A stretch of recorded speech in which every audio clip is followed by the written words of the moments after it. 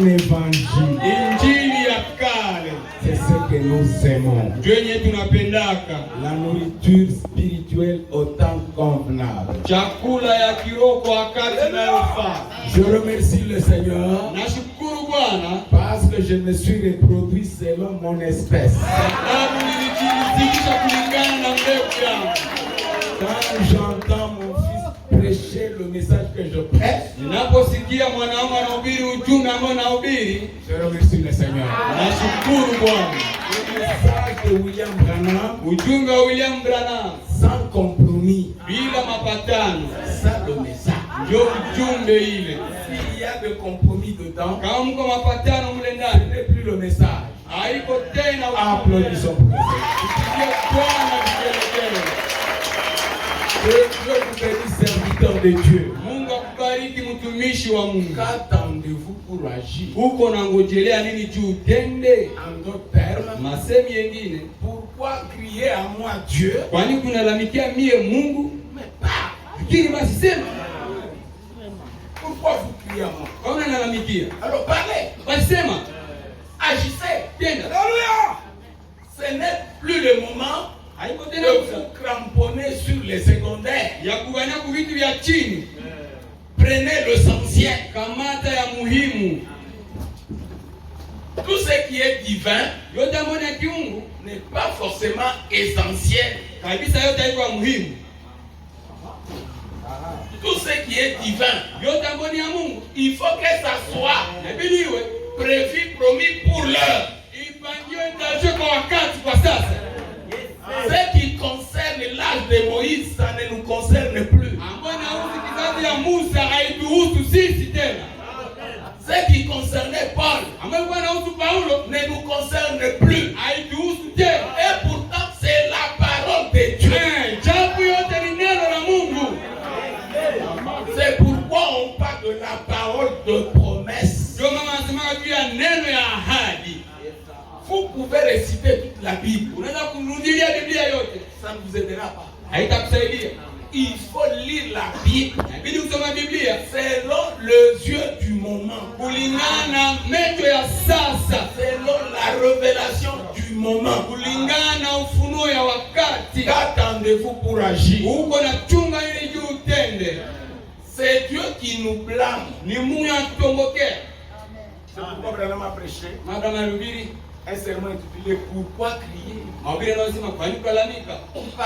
C'est Dieu qui blâme l'homme.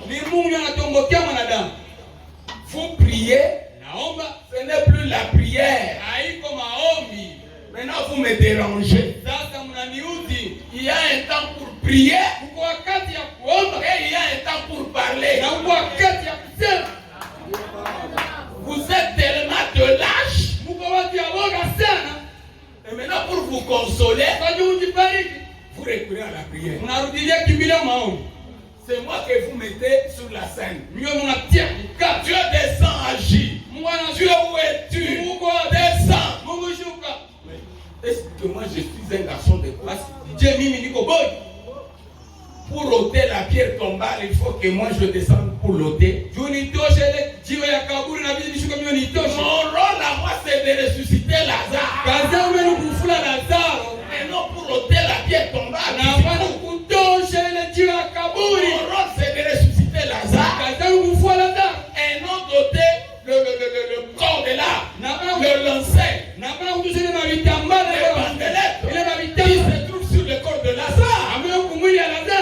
Je lui redonne la vie. Et vous les hommes, vous ôtez toutes les bandelettes que vous avez placées sur lui. Pourquoi vous continuez à crier à moi là où vous devez jouer votre rôle? Il y a un temps où vous devez prier. Vous devez m'appeler. Oui, mais je suis là. Au lieu de jouer votre partition, vous continuez à me déranger. Qu'attendez-vous pour agir? Dieu, où es-tu? Ce n'est pas pour rien que Frère Branham a prêché le sermon là. Pourquoi crier? criez pas. Ayo kwa bora nyo Branham ngine mahubiri nasema kwa nini kulalamika C'est sema? pas pour qu'il a prêché. Je serai avec toi comme j'ai été avec Moïse. Itakuwa na ukisi nilikuwa na Musa. Là, Frère Branham montre Pale ndugu Branham anaonyesha le rôle de l'homme kazi ya mwanadamu et le rôle de Dieu. na kazi ya Mungu. Donc pourquoi crier pas? Yaani mahubiri kwa nini kulalamika sema? Branham dit pas question de vision. Branham anasema hakuna swali pale ya maombi. Pas question de prier. Hakuna ya maombi. Pas question de son. Hakuna ya mandoto. Pas question de voix audibles. Hakuna ya masauti. Et pourtant c'est nécessaire. Japo ni vya muhimu, Mais pas à chaque fois. lakini hapana saa yote. Pas à chaque fois. Hapana saa zote. Ça c'est la foi dénominationnelle. Ile ni imani ya kizehebu. Dieu nous donne de vision. Wampatia maono. Le surnaturel se manifeste Vita mwambie naonekana. pour nous donner du tonus, Ndio kupatia pour nous Mungu. donner la Ndio foi. kupatia imani. Pas à chaque fois. Lakini hapana saa yote. Dieu nous les donne Wampatia dans na la plupart des cas parce que nous nous comportons comme des bébés. mara mingi wampatia ile vitu vile vitu tunaenda sasa vile watoto wachanga. Mais quand nous devenons la parole, Lakini tunakuwa neno hatuna haja ya ono. dit la parole, Na Branham le maneno ministère de la parole ile huduma ya est au-dessus de tous les dons secondaires. huduma ya neno kwa yule matunu zote za chini. Savez-vous que la parole c'est le don? Jambo kama neno pekee ni tunu, Le don. tunu yenyewe. Savez-vous que Jésus-Christ c'est le don né? Unajua kama Yesu Kristo alikuwa tunu iliyozaliwa. Savez-vous que le baptême du Saint-Esprit c'est le don? Unajua kama ubatizo wa Roho Mtakatifu ni tunu yenyewe. Mais il y a les dons du Saint-Esprit. Lakini huko ile tunu ya Roho Mtakatifu, matunu za Roho Mtakatifu, Le discernement, pambanuzi, la prophétie, unabii, la guérison, uponyaji, ce sont de dons. hizo ni De petits dons matunu wa kidogo qui découlent du grand don. ambazo zinatokea mtunu yenyewe. Le baptême du Saint-Esprit, Ubatizo wa Roho Mtakatifu, le Saint-Esprit c'est Dieu lui-même. Roho Mtakatifu ni Mungu mwenyewe. Et ça s'appelle le don. Na naitwa tunu Vous yenyewe. recevrez vous recevrez le don du Saint-Esprit. Mutapokea tunu ya Roho Mtakatifu, alisema Yesu. Quand vous recevez le salut, Wakati unapokea wokovu, vous recevez le don lui-même. mnapokea tunu yenyewe Qui est au-dessus de don. ambayo iko yule wa matunu zingine. Amen. Qu'attendez-vous pour agir? Unangoja nini kwa ajili ya kutenda? Quand vous êtes encore un bébé, Kama tungali mchanga, vous cherchez à avoir des frissons. tafuta uko na kubembeleza. Vous cherchez encore des frissons. Unatafutaka tena ule wa kubembeleza. Mishituko, vous te mettre à frissonner pour Mishituko, sentir la présence de Dieu. tusikie uwepo wa Mungu. C'est ce que vous considérez comme onction. Ndio unakasa vile ndio upako ile wewe. Mais quand vous montez dans la révélation du message, Lakini tunapanda mfunuo wa ujumbe, Branham nous révèle c'est que l'onction. Branham tufunulia upako ni nini? Lisez dans le voile intérieur. Soma ndani ya pazi ya ndani. Il nous définit ce que l'onction qu'avait Jésus. Anafafanulia upako ambao Yesu alikuwa nayo. Il était au-dessus de vision, Ambao ilikuwa yule wa maono, au-dessus de sensation. yule wa mishituko, Il nous définit l'onction. anatufafanulia Et upako. quand vous avez cette onction, Wakati kuna ile upako, ça règle la personne. basi yote inaishia pale. L'onction, Upako Branham nous l'a définit na anatufasiria nayo comme étant l'amour, kama vile upendo, comme étant la joie, kama vile furaha, comme étant la paix. kama vile amani. Si vous avez ça, Kama kuna ile vous avez l'onction. uko na upako. Quand vous avez la paix du cœur Wakati kuna amani ya moyo, et que votre cœur ne vous condamne pas, kwa kuhukumu, demandez tout ce que vous voudrez, tout cela vous sera accordé. naomba jambo napenda ile ndio utaipokea.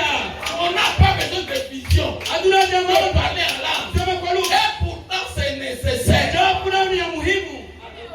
Quand vous avez l'onction elle-même, Wakati kuna upako yenyewe, maintenant vous allez chercher des onctions. wanaweza kutafuta maupako, La paix de Dieu, amani ya Mungu, l'amour de Dieu. upendo wa Mungu. Et l'amour de Dieu c'est quoi? Upendo wa Mungu ni nini? L'amour de Dieu consiste à garder ses commandements. Upendo wa Mungu ni kulinda amri zake.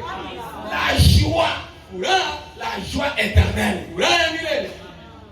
Et frère Branham parle de but. Na wale masimamia ile De l'ange Gabriel à Daniel. Malaika Gabriel kwa Daniel. Dans l'un de but, Na moja zile lengo, et on parle de quoi? On va oindre le Saint de Saint. wanasema kupakala mtakatifu wa watakatifu. Oindre le Saint, qui est takatifu. Pakala kile mtakatifu.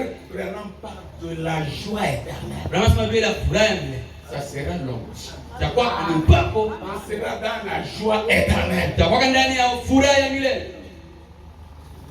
On nous prêche Tubiria le ABC. ile ABC. C'est très important. Ya muhimu. Mais le ABC nous conduit où? Lakini asile hii bisi natubeba wapi? Nous conduit à la légère. Inatuwa kule algebre. Les ABC, Ile ABC vous ne devez pas vous enivrer. pashe kulewa, Vous ne devrez pas vous pashe prostituer. kufanya uzinifu, Vous devez vous aimer les uns les kupendana autres. mmoja kwa wengine, Vous devez mener une vie digne de l'évangile. kuleta maisha yenye iko sana injili. Branham appelle ça ABC, c'est très important. Nasema ni ABC ni ya muhimu sana. Il dit vous n'allez pas apprendre l'algèbre Kwa kama ile ya yulu, si vous n'apprenez pas encore le ABC. kama ya ile wa chini chini huko. Amen. Donc le ABC n'est qu'un tremplin. Kusema ule unavitu kwa chini ni njia tu. Et Dieu va passer par là Na Mungu atapitia pale pour accomplir son plan premier. jua kutumize mpango wake wa kwanza. Le ABC, Ile ABC si vous le brisez, kama unaivunja vous péchez. unatenda dhambi. Parce que le péché, Babu dhambi c'est la transgression de la ni loi. kuvunja sheria. C'est ce que la Bible dit. Biblia inasema. Or, la loi, Jawabu sheria c'est ce qui fait la puissance du péché. ndio inapatiaka dhambi nguvu. Oui, Ndio parce que Dieu a dit, au Mungu alisema ne volez pas. siibe. Si vous volez, vous serez condamné. Kama unaiba Ne mtahukumiwa. commettez pas adultère. Fanya uzinifu. Si vous commettez adultère, Fanya uzinifu. vous êtes condamné. Unahukumiwa. Cette loi vient de Dieu. Ile sheria inatokea kwa Cette Mungu. loi ne peut pas nous parfaire. Haiwezi kutupatia Cette ukamilifu loi wa est sheria. là pour nous aider à nous repentir. Ile sheria inataka kufanya toba. Pour nous pousser à confesser. Ili tusukume Pour tukiri. nous pousser à arranger nos vies. Tusukume tutengeneze maisha Mais yetu. ça ne peut pas nous parfaire. Lakini hawezi kutukamilisha. Et la loi Na sheria est venue ou a été imposée wanatokea wapi? parce que l'homme l'a voulu. Sababu mwanadamu alipenda. Dieu savait que la loi c'était un piège pour l'homme. Mungu anataka kama sheria ilikuwa mtego kwa mwanadamu. C'est ainsi qu'il leur a donné un prophète. Na bila sakawapatia nabii. Ils ont rejeté Moïse. Wakatupilia Musa. Et la loi les a tous tués. Na sheria wote kawaua.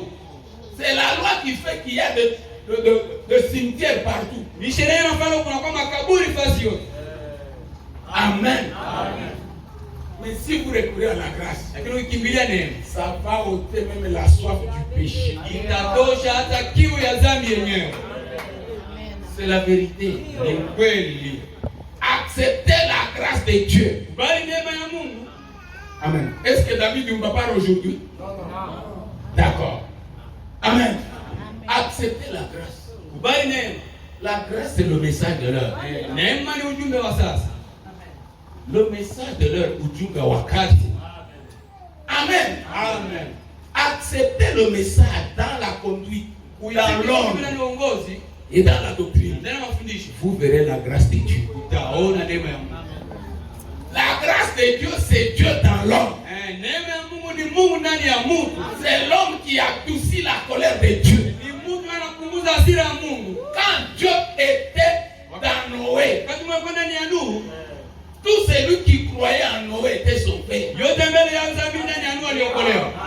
Fille du serpent soit-elle. Akuwe binti wa nyoka vile akuwe. Ingawa walikuwa wabinti wa nyoka. Trois.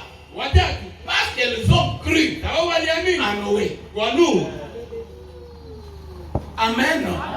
Saül a eu la vie sauve. Sauli alipata kuokolewa Parce qu'il croyait hawakuwa naamini en la grâce faite chair dans sa mienne. ndani ya neema na vala mwili ndani ya Samueli. Alors que Dieu entend quand j'étais fâché contre Saül. Na Mungu sababu malaika kwa nasirikia Sauli. Parce qu'il est dit, Sauli Dieu asemekana s'est repenti de l'avoir fait roi. Mungu akajuta kwa kumfanya mfalme.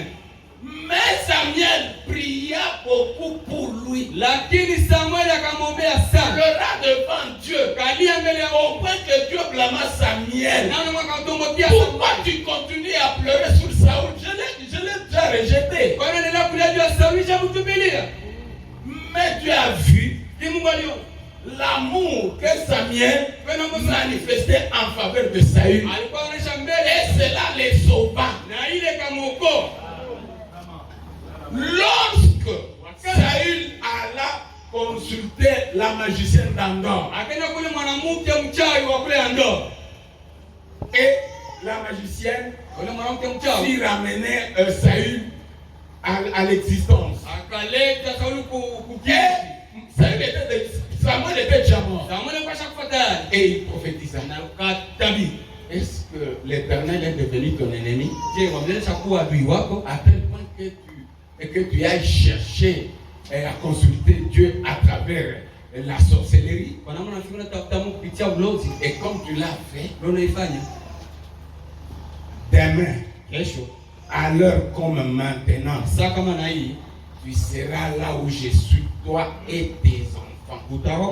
Voilà la grâce. Et Branham prend ce passage, dit, là où s'est trouvé Samuel, ce n'était pas dans la perdition, c'était le salut. Je vous parle de la grâce de Dieu. Vous qui vous opposez aux gens de Dieu, aux fils de Dieu, aux filles de Dieu, vous aurez des problèmes. Qu'attendez-vous? L'onction de Dieu, c'est la parole loin. C'est la parole loin.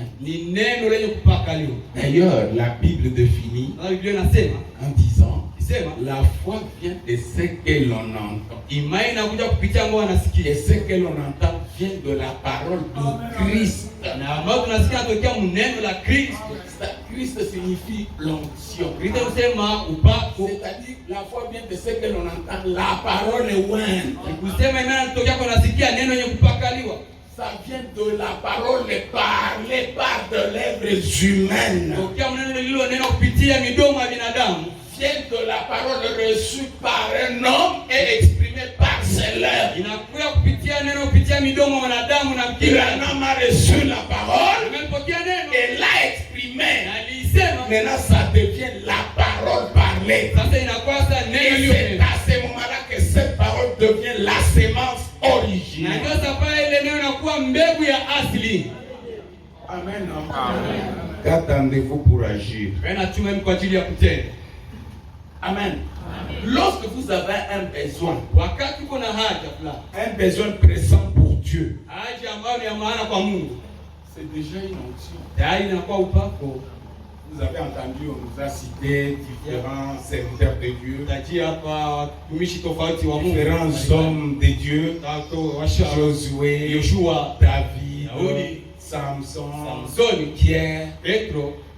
Ils n'avaient pas besoin de parler en langue pour agir, ou d'avoir une prophétie, ou de gêner. Non. Mais il y avait un besoin. Josué avait besoin de la lumière, du soleil, pour pouvoir exterminer les ennemis de Dieu. Branham dit, il n'a pas gêné, il n'a pas crié à Dieu jusqu'à l'exaucement. Le besoin s'était transformé en onction. Mais ce sont les ennemis de Dieu. Et Dieu voudrait que ces gens soient exterminés. Et je suis en train d'accomplir la volonté parfaite de Dieu. Je suis dans la ligne du devoir. J'ai besoin de la lumière du soleil. Soleil, arrête-toi. Et toi, lune, arrête-toi. Sans prophétie, sans vision, sans voix audible. Le besoin pressant venant de Dieu est une onction, est une révélation. Amen. Il y a un temps pour prier, et il y a un temps pour parler. Moi, je pense que quand vous parlez, vous êtes en train de faire le stage. Pour savoir si vraiment vous avez bien emmagasiner la matière apprise à l'école. Jujue kama unaweza kuweka maneno ambayo ulisoma kwa masomo. Connaître votre position en Christ, Kujua msimamo wako ndani ya Kristo. c'est déjà une onction. Tayari ni upako hivi. Amen. Vous parlez en fonction de votre position en Christ. Unasema kulingana msimamo wako ndani ya Kristo. Vous n'avez pas peur de trébucher. Hauna woga kuteleza. Vous savez que vous avez un crayon et une gomme. Unajua kama uko na crayon na uko na kivuta. Branham me dit, même si je tombe, Anasema hata kama ningeanguka, même si je faillis, hata ningelishindwa, je vais me relever. nitasimama. Parce que mon Rédempteur est vivant. Il connaît mon cœur. Anajua moyo wangu. Je demande pardon. Naomba Je msamaha. me relève. Nasimama Il me pardonne et j'avance. Anisamehe na mimi Et naendelea. le pardon de Dieu est automatique. Na msamaha ya Mungu na waka ya pale pale. Père, Seigneur, pardonne-moi. Nisamehe. Tu es pardonné. Unasamehewa. Si tu es sincère, Kama uko mwadilifu, si tu n'es pas un hypocrite. kama uko munafiki. Amen, amen, amen. Pourquoi vous attendez pour agir? Kwa nini unangojea juu utende? Mettez-vous à l'œuvre. Ingia mkazi. Amen. Frère Branham a fini par demander pardon aux gens. Ndugu yangu alimalizia kulomba watu msamaha Parce que les gens l'avaient entraîné dans quelque chose qui n'était pas la volonté parfaite. sawa, watu walimcheka mkitu fulani waka mapenzi makamilifu. À force d'exiger toujours les surnaturels, Baada kukaza kukwetu mazidi ya maumbile ikuwe, vous trouverez dans quelque chose qui n'est pas correct. ambayo iko sawa. Surtout les pentecôtistes. Zaidi wale wa Pentecoste. Frère Branham dit, quand je me rends parmi eux, Wanasema wakati nenda katikati yao, il m'exige que Dieu me donne une vision pour eux. anashirikisha mwali patia ono kwa ajili Vous yao. voulez prier pour quelqu'un? Napenda ombea mtu. Il dit non, priez d'abord. Sema tuombe kwa Que Dieu dise quelque chose sur moi. Mungu asikie kitu fulani ya kunihusu. Et Branham s'est prié. Na Branham hapa anasifuata vyao. Et il demandait à Dieu. Kwa lomba. Et Dieu lui donnait des visions. Mungu ampatia maono. Et Dieu n'était pas content. Lakini Mungu anafurahi. Mais il lui donnait ses visions. Sasa ampatia ono yake. Finalement, il lui dit, mais ce n'est pas comme ça. Chamsho akamwambia haiko vile. Seigneur, Bwana, donne-moi d'abord une vision pour prier. basi kwanza ono. Oh, c'est nécessaire. Japo ni ya muhimu. Oh, c'est nécessaire. Japo ni ya muhimu. Quand Dieu veut nous parler, Wakati mwambia il va kusemesha. nous parler. Kusemesha.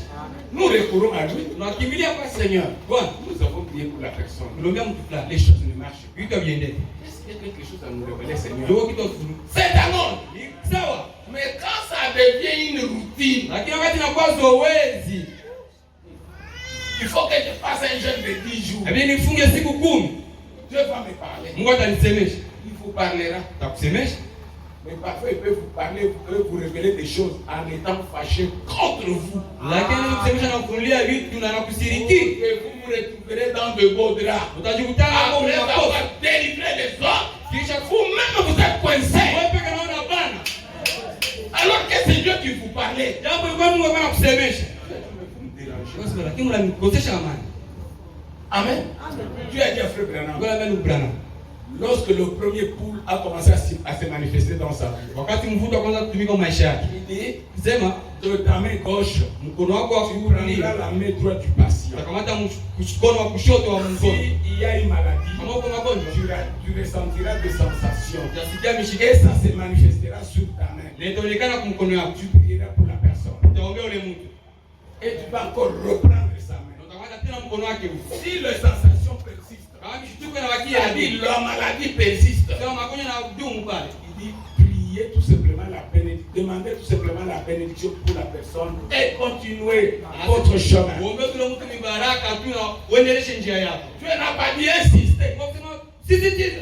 Il y a des fois vous priez, Kwa sababu unaomba Dieu ne répond pas. Mungu ajibu. Vous priez. Naomba Or d'habitude, japo vous demandez à Dieu, naomba il kwa parle Mungu. facilement. Na anafanya kwa urahisi. À force de déranger Ile Dieu, kumuuzi sana Mungu. 6 mois, Miezi sita une année, mwaka mmoja il descendra. atashuka. Pas forcément le diable, Hapana shetani. lui-même. Yeye peke Branham me dit, Rama anasema quand Dieu place une malédiction sur quelqu'un, wakati mwanadamu laana juu ya mtu, pas le diable, hapana shetani, pas les sorciers, hapana baroni, c'est Dieu qui permet au diable ni mwana harusi kwa de shetani mettre ses griffes sur vous. atie makucha yake juu yako. Parce que vous ne voulez pas arranger votre vie. Sawa benitengeneza Parce que maisha. vous êtes révélé à la parole de Dieu. Muuni kuneno la Mungu. Quand quelqu'un qui a de l'audience auprès de Dieu Sasa wakati mtu ambaye mbele ya Mungu, au lieu de commencer par le commencement, uanze kumwanzo, comme le dit la parole, inasema neno, ne pose pas les mains avec précipitation sur le gens, usiwekee mikono haraka haraka kwa watu, de peur que tu ne puisses participer à leur péché.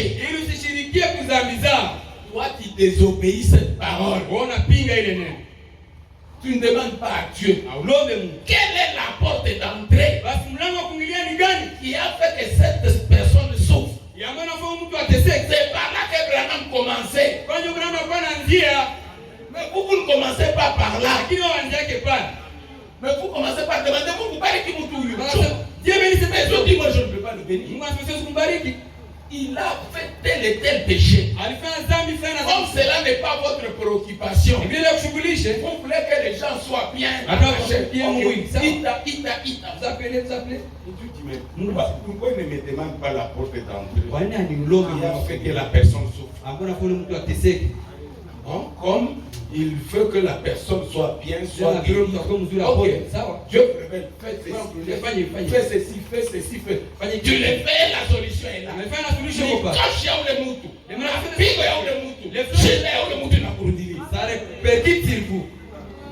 Mais si tu commençais par demander, Seigneur, qu'est-ce qui a fait que cette personne soit... il te révèle, tu vois. Elle a beaucoup avorté sciemment. C'est que Dieu l'a frappé. Tu sais, il droguait sa propre maman et couchait avec elle pendant qu'elle était droguée. Tu vois, Dieu maintenant montre toutes les portes d'entrée. Là, tu seras protégé. La pollution, ukingo. Hauna na souci ya kujua nini huyu mtu anafanya. Na pas le souci de savoir qu'est-ce que cet homme fait. Utapata shida. Il y aurait des problèmes. Amen. Qu'attendez-vous pour agir? Unachunga ni kwa ajili utende. Vous êtes les yeux de Dieu. Wewe uko macho ya Mungu. Vous êtes l'épée de Dieu. Uko upanga wa Mungu. Vous êtes les oreilles de Dieu. Uko masikio ya Mungu. Vous êtes la bouche de Dieu. Uko kinywa ya Mungu. Vous êtes le corps de Dieu. Wewe ndio mwili wa Mungu. Pourquoi vous attendez?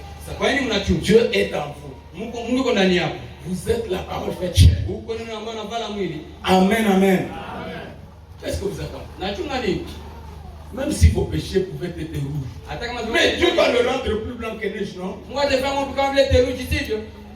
Il y a des gens qui pêchent parce qu'ils sont contraints à pécher. Alors qu'ils ne veulent pas pécher. Il y a des démons comme ça qui attaquent les élus, qui les poussent à faire des choses impossibles. Regardez comment le diable a criblé Pierre. Il a criblé comme du froment. N'est-ce pas vrai? C'est là a poussé Jésus à blâmer Pierre. Il a dit, mais arrière de moi, Satan. Mais ce n'était pas Pierre qui était Satan. Le diable a tout fait pour pousser Pierre à blasphémer. Et Pierre a blasphémé en reniant le Seigneur de gloire 3 fois. Un élu ne sera jamais perdu. Shetani où muteule atapotea kona koma. Ne sera jamais perdu, diable. Umwingize mumabetize, umwingize muvyote. Dans toutes choses. Mungu atamulopola. Dieu va le récupérer. Parce que dans les élus, il n'y a pas le désir de pécher. Mais il y a une onction démoniaque qui pousse les gens à pécher. Dieu connaît votre cœur. Dieu connaissait Thomas, le douteux. N'est-ce pas? Mais Dieu l'a sauvé. Dieu Dieu connaissait les disciples. Ils l'ont quitté, ils l'ont fui.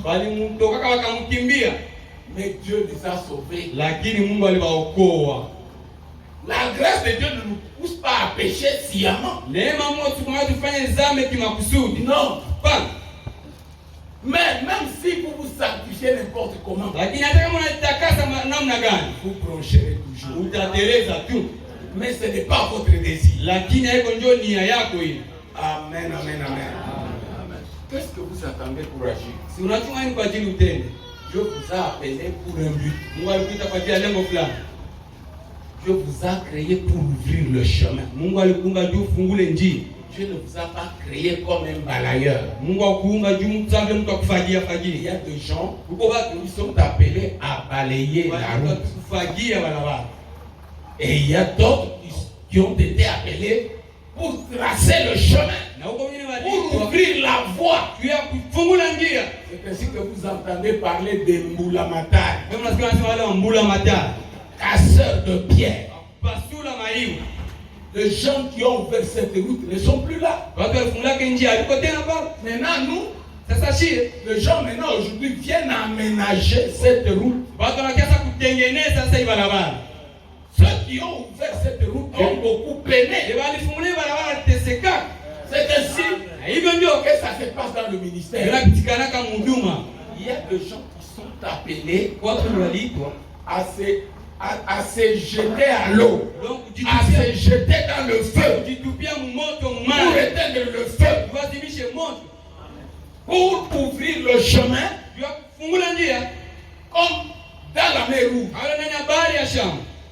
Il fallait que Moïse soit là avec sa main pour ouvrir la route à travers l'eau. Amen. Et quand la route était là, le chemin était là, les gens pouvaient passer.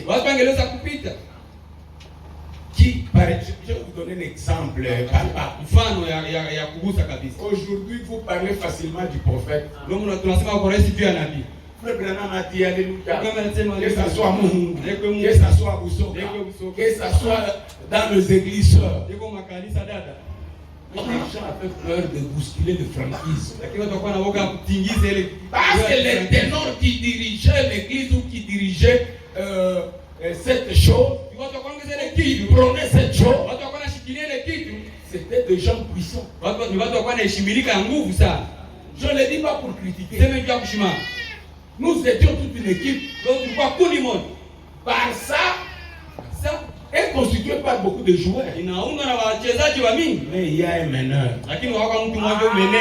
C'est comme cela que ça se passe. Real Madrid, c'est composé par plusieurs joueurs. Mais il y a un meneur. Dans le temps, c'était Cristiano Ronaldo. Et pour le Barça, c'était Messi. C'était connu de tous. Et tous n'étaient pas payés de la même manière. Non. Cristiano était payé. C'était un salaire astronomique. Le même que Messi. Tout le monde ne sera pas gratifié de la même manière par Dieu. Et la Bible le dit. On n'aura pas tout le monde n'aura pas le même rang. Tout le monde n'aura pas le même éclat de lumière. C'est écrit. Il y a des gens appelés par Dieu à agir comme des fous en faveur des autres. Aujourd'hui, on nous parle de Marie Curie. Mais vous savez ce qui m'est arrivé pour découvrir le radium. En testant, je crois elle-même fille intoxiquée. Oui. Il m'a rayonnement de faire ma bombe atomique. Je crois que c'est Marie Curie. N'est-ce pas? Oui. Elle a découvert le radium. Il y avait de radiation. Aujourd'hui, vous entendez parler de césarienne pour nos sœurs enceintes qui sont opérées. Mais ça vient d'où? Ça vient de César. Qui a vu sa maman qui était morte, mais tenait qui était grosse. Lakini alikuwa na mimba. Il s'est dit, mais je vais sauver le bébé qui se trouve dans le ventre de ma maman. Basi mtoto kumtungwa mama. Alors, Sasa il a ouvert le ventre. akapasula tumbo. Il a fait sortir le bébé. Akatosha. Et l'enfant a vécu. Na mtoto akaishi. Et le nom de César est perpétué aujourd'hui par le terme césarien. Nele jina ya César ndio mpaka leo kile tena wanataka césarienne. Aujourd'hui, vous voyez des choses qui se déroulent facilement. Mais il y a des gens qui sont morts. Il y a des gens qui ont été contaminés.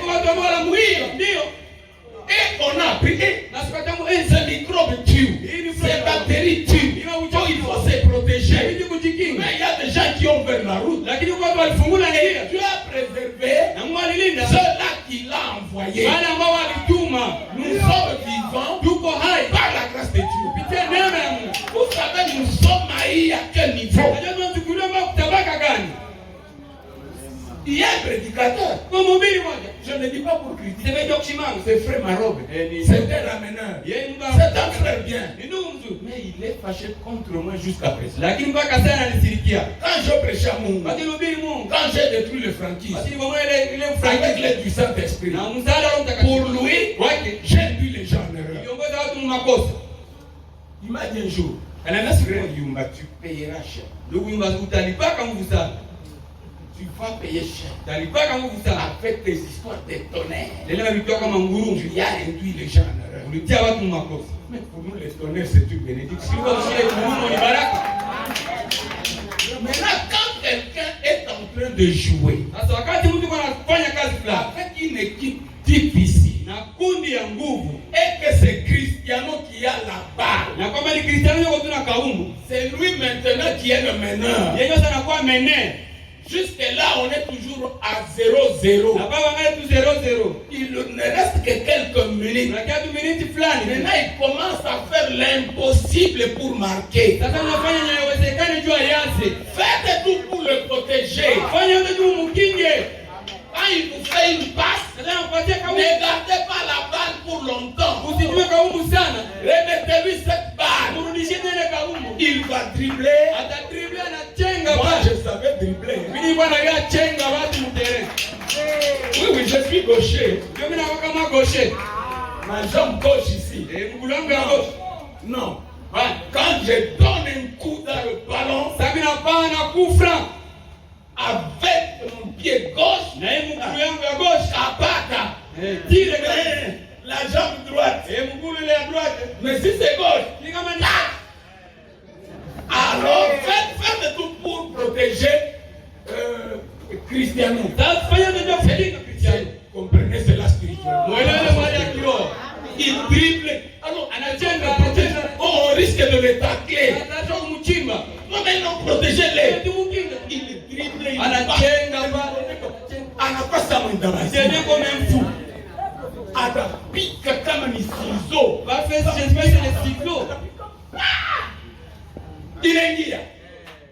Si c'est Ronaldinho, elle m'a dribblé. Anakufenda sana ngine là-bas. Nous protéger. Protégez-les. Ne les critiquez pas. Aujourd'hui, les gens ont peur que je donne l'historique de comment l'œuvre a commencé à Bukavu. Papa anasikia tena kuleta maneno. Pastor anasikia kutuletea lugha. Niache nifanye kazi yangu. Laissez-moi faire ma tâche. Mimi napambana tu na vitu vigumu. Moi je m'attaque toujours avec des choses difficiles. Na niko na upako na kia shwari. Ndani ya roho yangu. Unataka kunondolea ile furaha. Unataka kunondolea ile amani. Unataka kunondolea ile upendo. Kama unabembeleza $100, bembeleza wewe. Nenda mtumikia Mungu na mwenye angenima azo atalipa azo.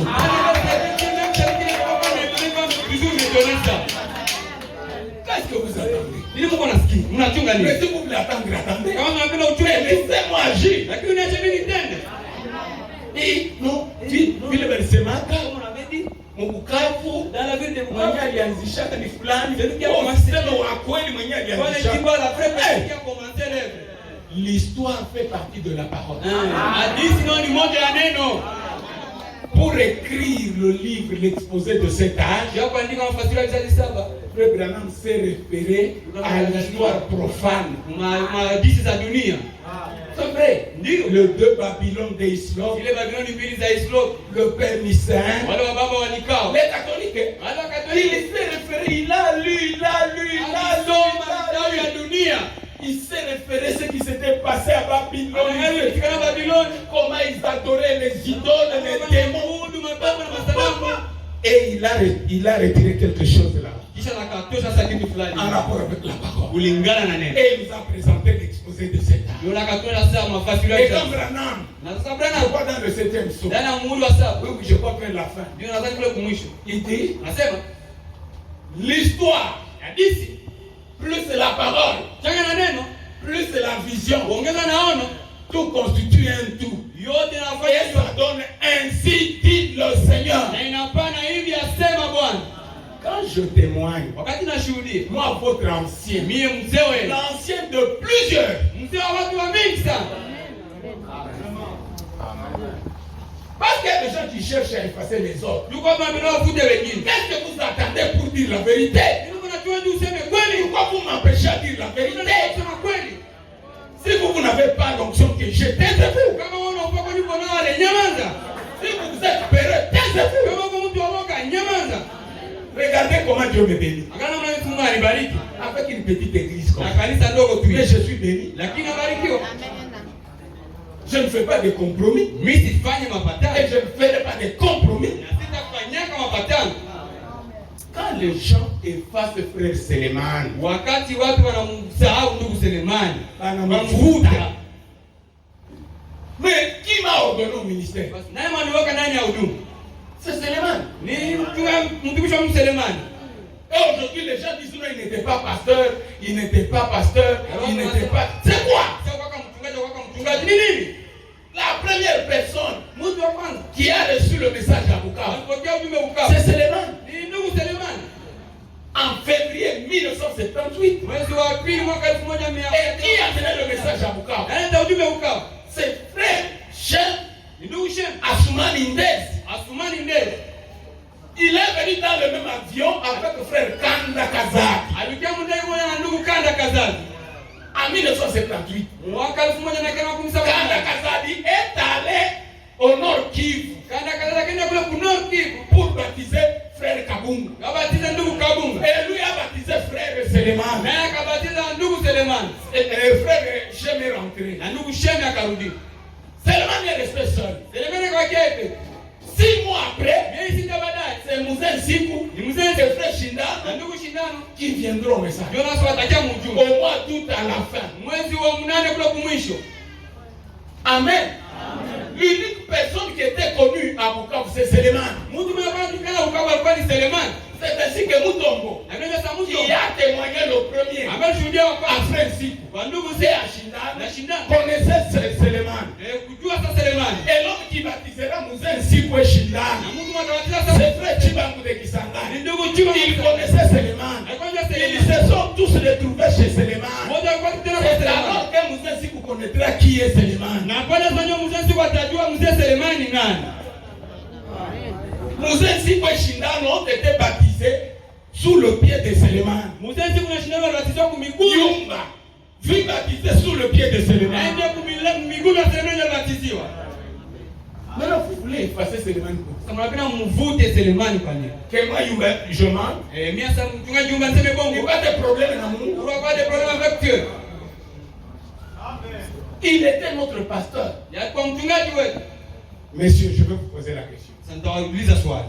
Qui connaît frère Gad Baïzi? Na anajua ndugu Gad Baizi. Lui n'a pas crié à Bukavu. Ya kwa minia Bukavu. Lui et sa femme. Yeye na bibi yake.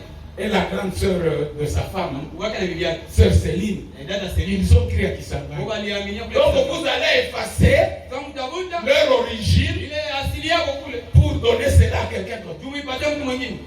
Qui a béni le mariage de Gad Baïzi? Nani bariki ndoa ndugu Gad Baizi? C'est Selemani. Ni Selemani. Il a béni ce mariage en qualité de qui? Alibariki ndoa zake. Répondez-moi. Nijibi. En qualité de qui? Kama vile nani? De pasteur. Mchungaji. Qui connaît l'ancien l'ancien Marobe. Qui connaît? C'est l'un des leaders de l'Assemblée là-bas, Lumière. Qui a béni son mariage avec sa femme aujourd'hui, la sœur José. C'est Seleman. Comment il a béni le mariage de frère Marobe s'il n'était pas pasteur? Qui a béni le mariage de frère Kente Katembe? Qui connaît Kente Katembe? Que Dieu vous bénisse. Qui a béni le mariage? Je parle de notre première église à Boloka. Qui a béni ce mariage? C'est Seleman. Qui connaît le pasteur Mihigo Lambert de Mfunzi? Qui connaît? Qui? Oui, que Dieu vous bénisse. Qui a béni son mariage? C'est Seleman. Qui a béni le mariage de frère Kapitou Takobajiro? C'est frère Seleman. Était-il pasteur, oui ou non? Dans notre première église, nous avions un diacre. C'est frère Nsiala Mputu qui venait de Kinshasa. Il travaillait ici à Renault Zaï. Il était diacre dans notre première église. Comment on peut avoir un diacre sans pasteur? Est-ce que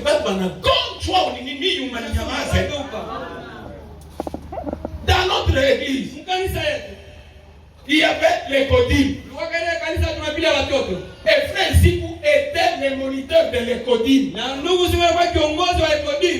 C'est la vérité. Est-ce que si on peut avoir l'écodine? Et Moussa Sikou était le moniteur. Frère Nsiala, le diacre. Alors maintenant vous contestez Seleman qui n'était pas pasteur.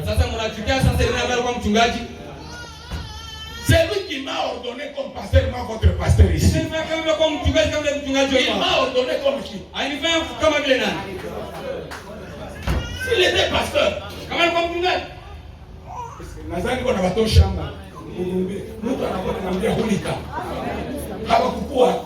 N'était pas là. Hapa toto ya justice na mimi mu 87, mu 92, mu 2001, mu 2010. Je ne connais pas le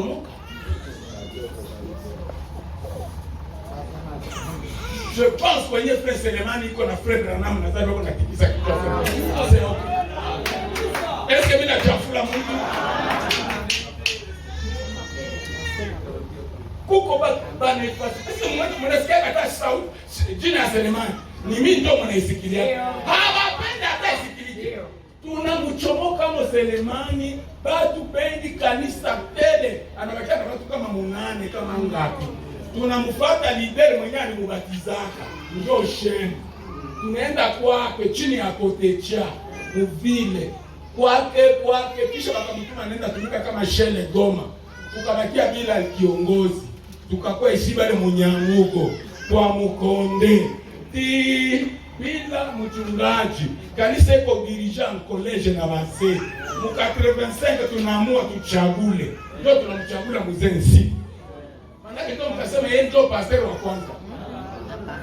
Tusahau Selemani. Mzee Nsiku ni mzee wangu tu nilimchagula. Amen. Haiko sasa ndio aliniongoza kwa Kristo. Mwenye alileta kwa Kristo ni frère Ntambwe Kimbala. Aliamini mu 1978 ukasai. Bali mutuma kwa SNCC. Na mimi bananimite Bukavu. Bananituma depuis Lubumbashi mpaka hapa. Consolation yangu alikuwa ule sheri wangu, bebe wangu. Mimi naamini message. Grâce ya témoignage ya na mapataka na ushuhuda. Ananiongoza wapi? Kwa Selemani. Mimi na mzee atuka netalaga vya mapasteri vile vile kwa eveke bazimu. Jua nini atutaka eveke Branham? Mimi nauliza jua nini atutaka eveke Branham? Ukaita mtu eveke ni zambi hapana. Mimi tulikuwa netanaka wa frère. Tulikuwa naogopa kwa mtu pastor, tulikuwa nawaza ni zehebu. Ilikuwa ni frère Yunga, frère Nsiku, frère Shindani, frère Selemani, frère Shem, frère Kabunga. Ninyi hapa nyuma mnakuwa kutafuta na nyinyi mpate soko.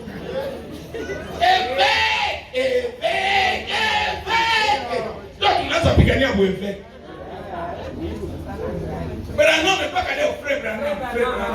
Bongo kweli. Historique iko na baba. Si biko enregistré. Bana tafuta kumvuta Selemani. Leo anafufuka. Amen. L'homme qui a cru le premier en République démocratique du Congo. Vous les connaissez c'est qui? C'est frère Mukuna Chipuya Wakazali. Les frères Mukuna Chipuya Wakazali. Frère Baruti reconnaît cela. Frère André Bibidila Manamanianga connaît cela. Frère Kabunga. Mais cet homme est venu à Bukavu chez Selemani. Avec un autre frère blanc, Johnson. Chérie, vous avez vu ça? Là, vous effacez Selemani. Donc, je dis que vous voulez effacer Selemani. Vous venez, on attaque pour foutre Selemani. Qui voulez effacer Selemani? Moi, je vous dis, pasteur Nani, Lambert Mihigo. Allez demander au pasteur Lambert Mihigo. On me dit, Selemani, elle voit pasteur à Wapani. Selemani était le pasteur, oui ou non? When the Ulysse frère Baguma Stanislas Branham Dieu. On va demander au frère Baguma Stanislas Branham Dieu. Quand on me dit que Selemani est quoi pasteur à Wapani? Allez lui demander si Selemani. Je crois ou pas? Moi, je me baptise. Je pense que c'est le témoignage de notre pasteur. C'est parce que Branham Dieu Baguma alimkuya alimwambia Dieu m'a dit il faut que je sois baptisé dans le nom du Seigneur Jésus-Christ. Et je deviendrai pasteur. Il n'était pas hypocrite. Vous qui doutez de frère Selemani, qui connaît frère Kiza Muhato Bouvira, allez lui poser la question. Est-ce que Selemani était-il pasteur oui ou non? Allez poser la question à frère Tatate, pasteur de Kibongo, qui connaissent ces vaillants commandos. Wangapi wanamjua? Si moi de Kibongo. Allez là Kigongo. Mema umarehemu bien aimé kaishusha. Hawezi pinga aseme kama Selemani anakuwa pasteur. Ni bazimu ni kulogewa. La folie est passée frère Selemani mutapata nini? Utakutana na mkute Selemani, qu'est-ce que vous allez trouver là-dedans? Nina chamba mtu. Nashambulia mtu. Naleta tu story.